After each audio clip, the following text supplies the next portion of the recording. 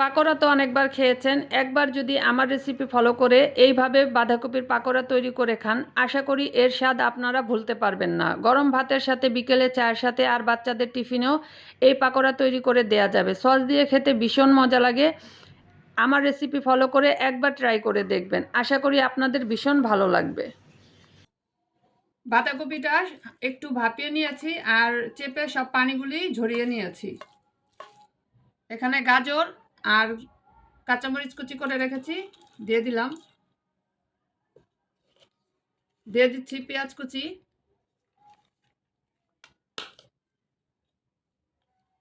ধনিয়া পাতা,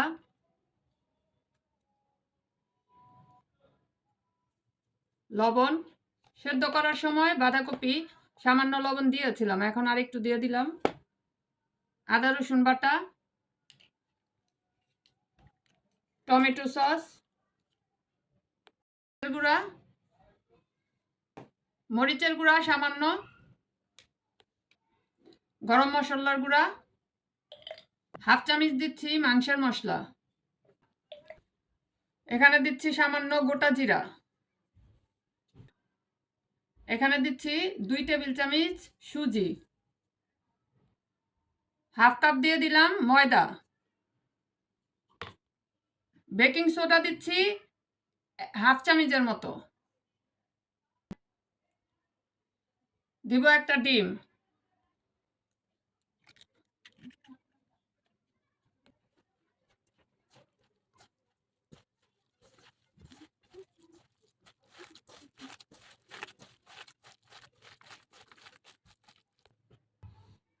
মাখানো হয়ে গেছে, এখন আমি ভাজার জন্য চুলায় চলে যাচ্ছি।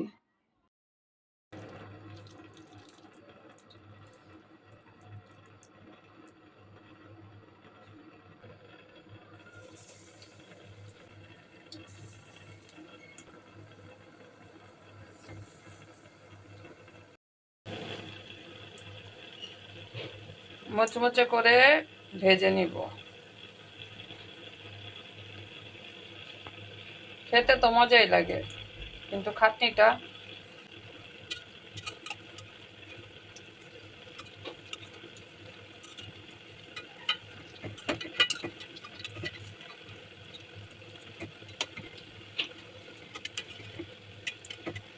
মাঝে মাঝে এই কড়াইয়ের মধ্যে উল্টাতে এত সমস্যা হয়।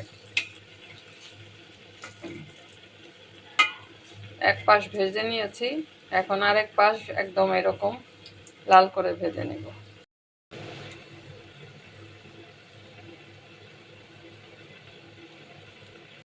তৈরি করে নিলাম বাঁধাকপির পাকোড়া। গরম ভাতের সাথে, বিকেলে চায়ের সাথে, বাচ্চাদের টিফিনে খুবই মজাদার একটি খাবার। সসের সাথে তো খেতে খুব মজা লাগে। একটা দুইটা খাওয়া যাবে না, 4-5টা খেতে হবে, প্লেট সাভার হয়ে যাবে। তা এইভাবে একদিন আপনারাও বানিয়ে খেয়ে দেখবেন, আশা করি আপনাদের কাছে অনেক ভালো লাগবে। আমার ভিডিওটা যদি ভালো লেগে থাকে, লাইক কমেন্ট শেয়ার করে আমার পাশে থাকবেন। সবাই ভালো থাকবেন। আল্লাহ হাফেজ।